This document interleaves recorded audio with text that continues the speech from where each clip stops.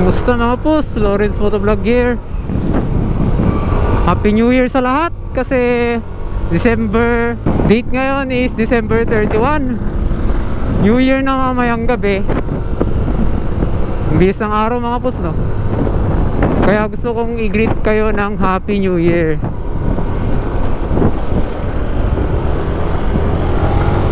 Tapos pag-uusapan natin ngayon is about NMAX ulit. Syempre sa ating NMAX, kung talagang sulit pa siya. Pero ito, gamit ko siya ngayon. Sulit na sulit. Yan, ADV 160 yan, oh. Kayang-kaya pa rin ang NMAX natin. Yung mga nakita ko lang na downside dito, yung kanyang fuel consumption. Grabe, ang takaw. Mas lalo ngayon naka-siding siya. Kita mo, 34.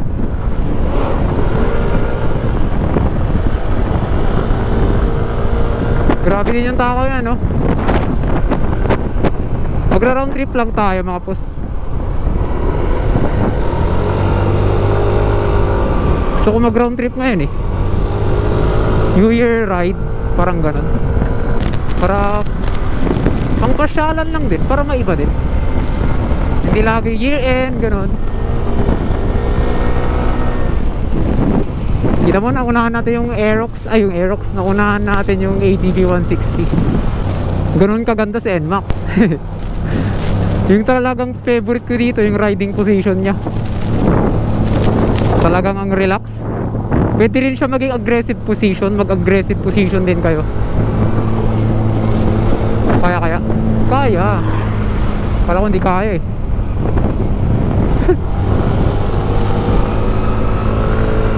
Gusto ko na rin to sa mga ganito, sa mga bangkingan si NMAX.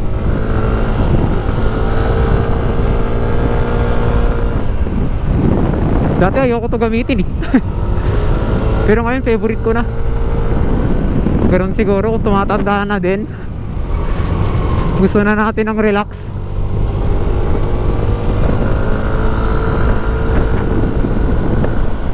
Yung pinaka downside talagang nakita ko dito is yung kanyang suspension. Grabe. As in, ang tagtag. Sa likod, sa harap medyo parang ganon, sakto lang. Pero iba pa rin yung ganda ng suspension kung talagang nagpalit ka ng aftermarket. Yung may rebound. Kahit sa harap, kaya pala yung iba, kahit sa harap nagpapalit sila. Ginagawa nilang GVT na aftermarket. Yung kulay rainbow yung telescopic niya.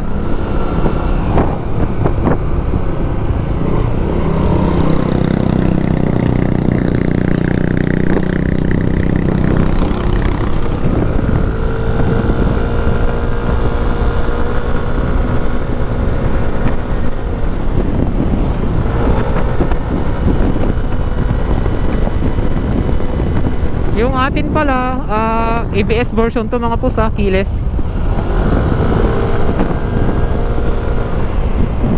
Hindi siya yung non-ABS, yung disusi. Sulit talaga kung bibili ka ng NMAX na ABS. Magagamit mo siya kasi isa nga siyang scooter. Hindi malakas yung kanyang engine brake, pero kahit sabihin mo ng skilled driver ka, mas maganda pa rin talaga ang may electronics. Yun yung binibili mo sa isang motor, kanyang features. Siyempre yung mas madaming features mas mahal, di ba?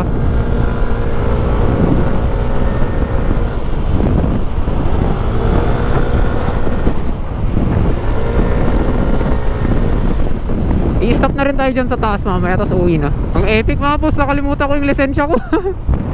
Kaya hanggang dito lang tayo muna.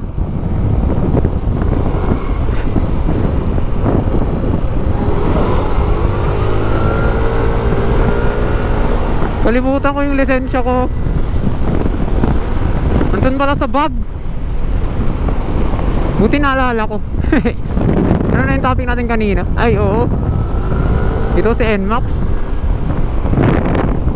Magti-20, anong odo na to? Magti-22,000 odo na to. Second hand ko to nabili, pero all goods naman siya.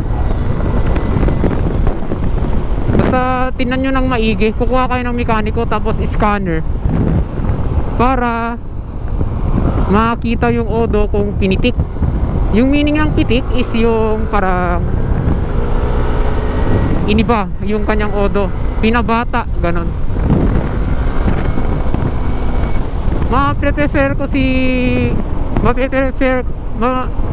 talagang ma-prefer ko si NMAX. Kaya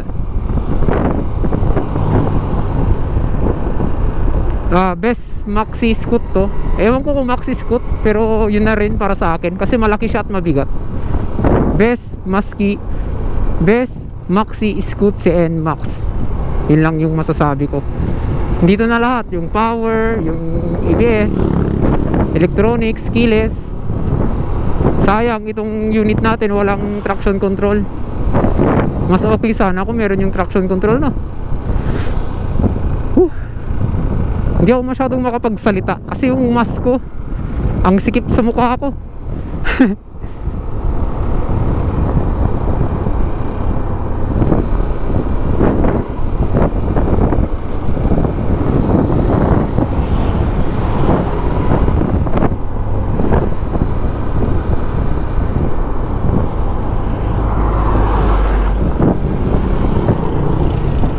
Tapos si NMAX yung gamit nila sa endurance mostly. NMAX, Aerox, Sniper. Hindi yan mawawala sa mga endurance na may nag-endurance.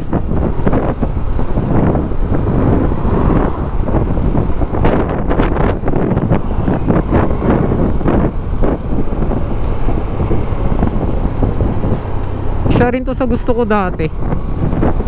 Hindi ko to gusto dati makapos, sa totoo lang. Kasi itsura niya. Pero kung napamahal ka na dun, kung napamahal ka na dito kay NMAX, okay na yun. Matutunan mo siyang mahalin, ganon.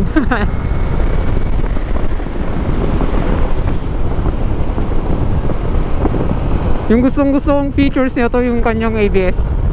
Mararamdaman mo siya na mag-click-click. Lalaban yung lever mo.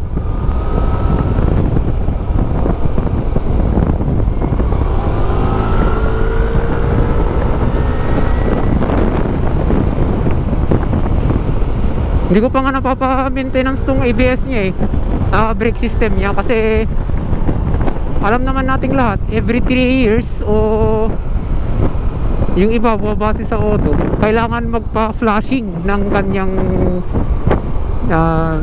brake fluid. Talagang kailangan yun kasi kung di mo siya ma-flashing, syempre magiging lupa yun. .4 wala pang time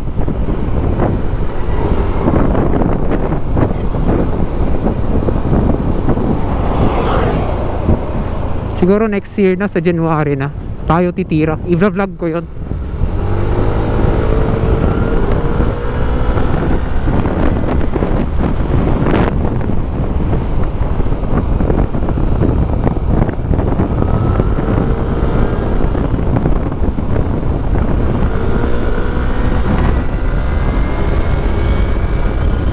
Sarap ng NMAX. Mapakurbadahan, mapa-straight line. Wag lang trail.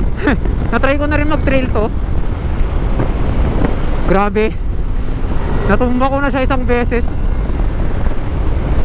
Yung pumunta kaming Bagolin Falls yun Natumba ako doon. Ang bigat kasi. Pero kaya niya.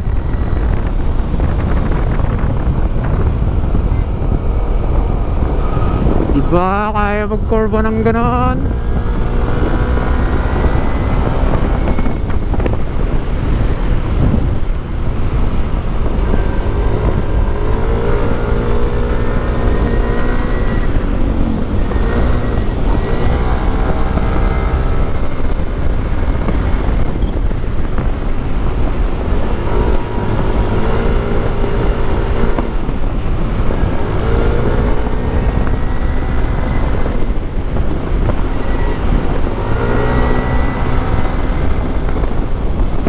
Lahat naman ng motor maganda eh.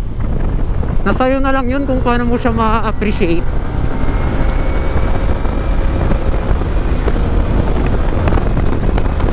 Ito sa NMAX okay naman siya.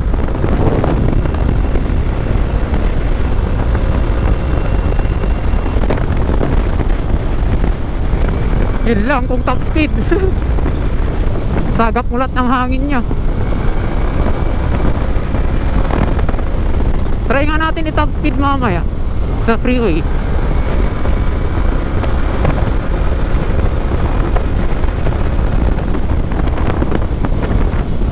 Kung ilan yung top speed niya to. Dati nagwa 123. Ay 123. Dati nagwa 125 to eh.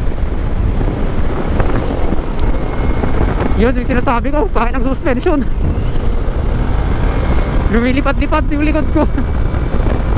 Yung hangin ko naman is 28 sa likod, 25 sa harap. Ewan ko kung sakto yun.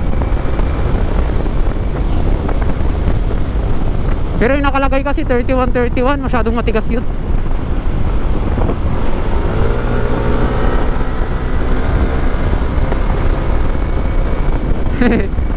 Tinaasan ko din ang ilaw oh. Dito may runway dito eh.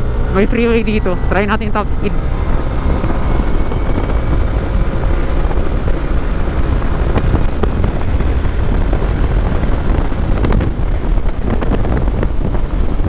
By the way mga post, naka-sidings na pala to.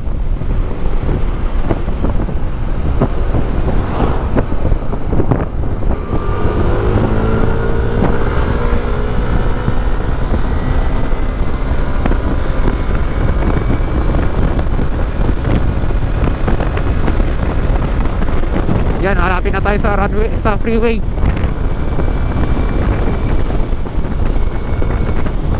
Yan, freeway na.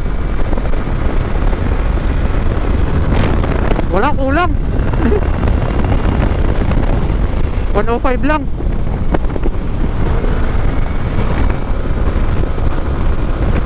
Pero malakas na din yun, syempre.